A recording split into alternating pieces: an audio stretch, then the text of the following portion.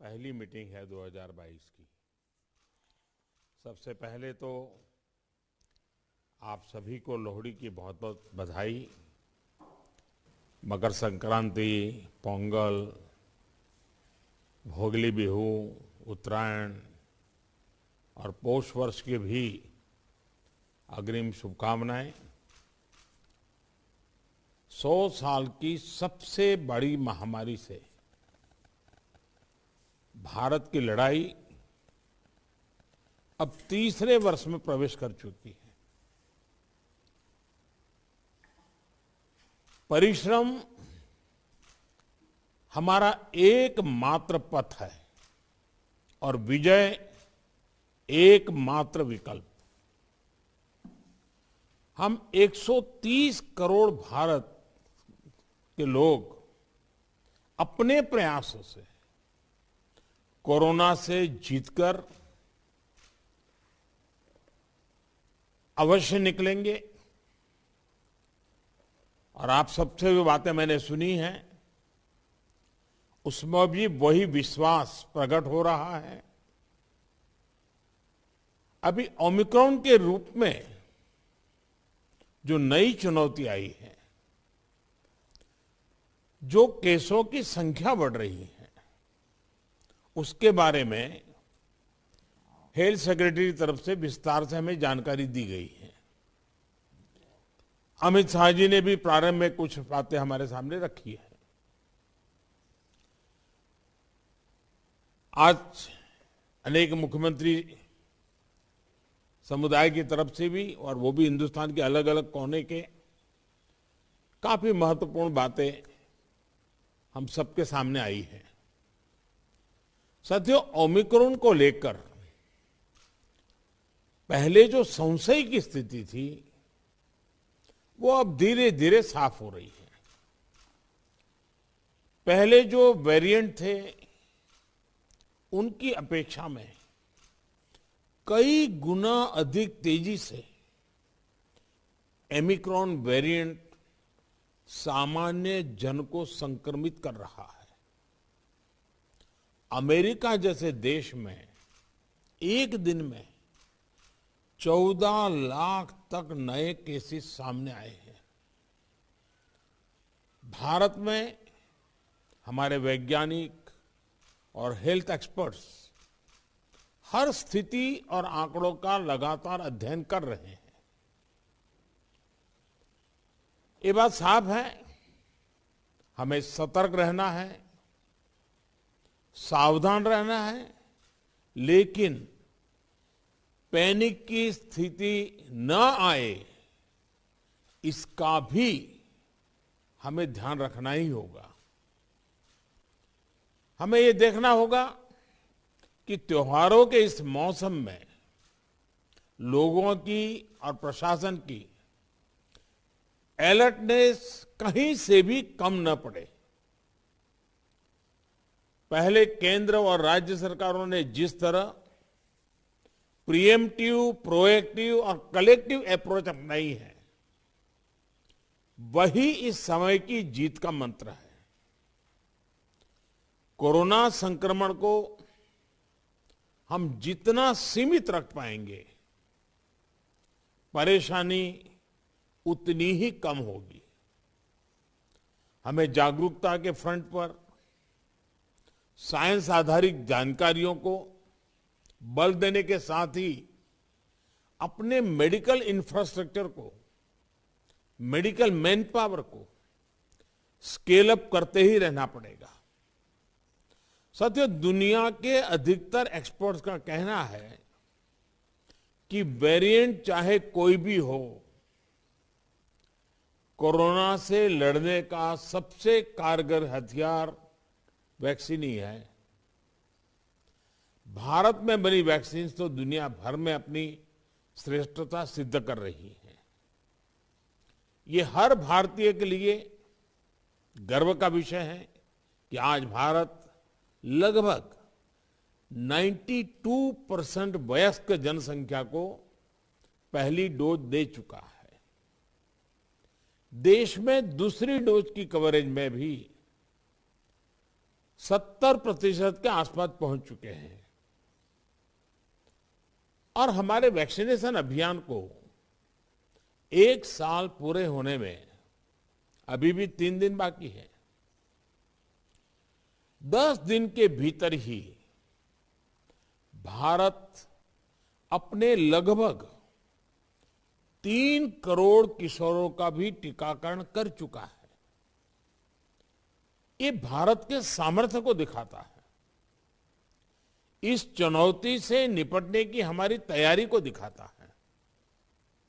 आज राज्यों के पास पर्याप्त मात्रा में वैक्सीन उपलब्ध है।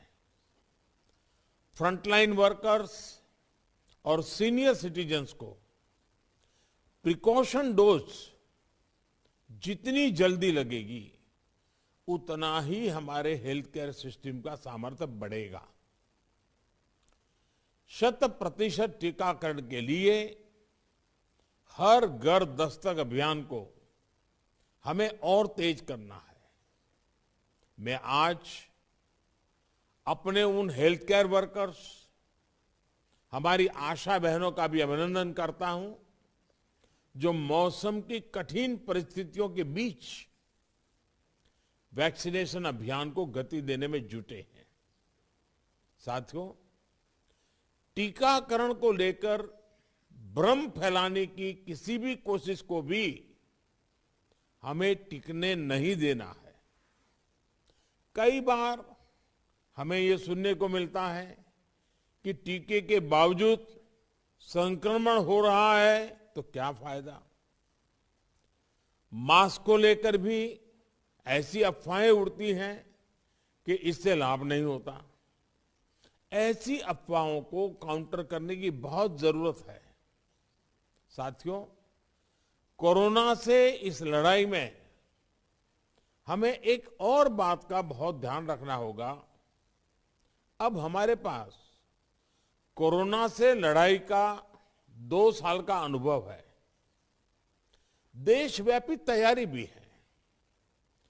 सामान्य लोगों की आजीविका, आर्थिक गतिविधियों को कम से कम नुकसान हो, अर्थव्यवस्था की गति बनी रहे, कोई भी रणनीति बनाते समय हम इन बातों को जरूर ध्यान में रखें। ये बहुत आवश्यक है और इसलिए लोकल कंटेनमेंट पर ज्यादा फोकस करना बेहतर होगा। जहां से ज्यादा केस आ रहे हैं, जहां ज्यादा से ज्यादा और तेजी से टेस्टिंग हो, ये सुनिश्चित करना भी आवश्यक है। इसके अलावा हमें यह भी सुनिश्चित करना होगा कि होम आइसोलेशन में ही ज्यादा से ज्यादा ट्रीटमेंट हो सके। इसके लिए होम आइसोलेशन से जुड़ी गाइडलाइंस को, प्रोटोकॉल को, उसे फॉलो करना और स्थितियों के अनुसार इंप्रोवाइज करना भी बहुत जरूरी है। होम आइसोलेशन के दौरान ट्रैकिंग और ट्रीटमेंट की व्यवस्था जितनी बेहतर होगी उतना ही अस्पतालों में जाने की आवश्यकता कम होगी। संक्रमण का पता चलने पर लोग सबसे पहले कंट्रोल रूम में संपर्क करते हैं। इसलिए उचित रिस्पांस और फिर मरीज की लगातार ट्रैकिंग कॉन्फिडेंस बढ़ाने में बहुत मदद करती है। मुझे खुशी है कि कई राज्य सरकार इस दिशा में बहुत अच्छी तरह नए नए इनोवेटिव प्रयास भी कर रही है, प्रयोग भी कर रही है। केंद्र सरकार ने टेलीमेडिसिन के लिए भी काफी सुविधाएं विकसित की है। इसका ज्यादा से ज्यादा उपयोग कोरोना संक्रमित मरीजों को बहुत मदद करेगा। जहां तक जरूरी दवाओं और जरूरी इंफ्रास्ट्रक्चर की बात है, तो केंद्र सरकार हर बार की तरह हर राज्य के साथ खड़ी है। 5-6 महीने पहले 23,000 करोड़ रुपए का जो विशेष पैकेज दिया गया था, उसका सदुपयोग करते हुए अनेक राज्यों ने हेल्थ इंफ्रा को सशक्त किया है। इसके तहत देश भर मेडिकल कॉलेज और जिला अस्पतालों बच्चों के लिए 800 से अधिक विशेष पीडियाट्रिक केयर यूनिट स्वीकृत हुए हैं। करीब 1.5 लाख नए ऑक्सीजन, आईसीयू और एचडीयू बेड तैयार किए जा रहे हैं। 5,000 से अधिक विशेष एम्बुलेंस और 950 से अधिक liquid medical oxygen storage tank की कैपेसिटी जोड़ी है। इमरजेंसी इंफ्रास्ट्रक्चर की कैपेसिटी को बढ़ाने के लिए ऐसे अनेक प्रयास हुए हैं, लेकिन हमें इस इंफ्रास्ट्रक्चर का विस्तार करते रहना है। कोरोना को हराने के लिए हमें अपनी तैयारियों को कोरोना के हर वेरिएंट से आगे रखना होगा। ओमिक्रॉन से निपटने के साथ ही हमें आने वाले किसी और संभावित वेरिएंट के लिए भी अभी से तैयारी शुरू कर देनी है। मुझे विश्वास है हम सभी का आपसी सहयोग, एक सरकार का दूसरी सरकार के साथ समन्वय कोरोना से लड़ाई में देश को ऐसी ही ताकत देता रहेगा। एक बात हम भली भांति जानते हैं, हमारे देश में एक हर घर में ये परंपरा है, जो आयुर्वेदिक चीजें हैं, जो काढ़ा वगैरह पीने की परंपरा है, इस सीजन में उपकारक है। इसको कोई मेडिसिन के रूप में नहीं कहता है, लेकिन उसका उपयोग है।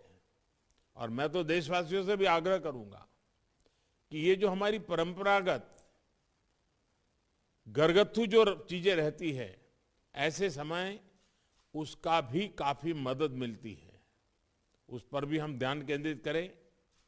साथियों, आप सभी ने समय निकाला, हम सब ने अपनी चिंताएं साझा की और हम सब ने मिलकर के संकट कितना ही बड़ा क्यों ना आए, हमारी तैयारियां, हमारा मुकाबला करने का विश्वास और विजयी होने के संकल्प के साथ हर एक की बातों में से निकल रहा है। और यही सामान्य नागरिक को विश्वास देता है, और सामान्य नागरिकों के सहयोग से हम इस परिस्थितियों को भी सफलता से पार करेंगे। आप सभी ने समय निकाला, इसके लिए मैं हृदय से आपका आभार व्यक्त करता हूं। बहुत बहुत धन्यवाद।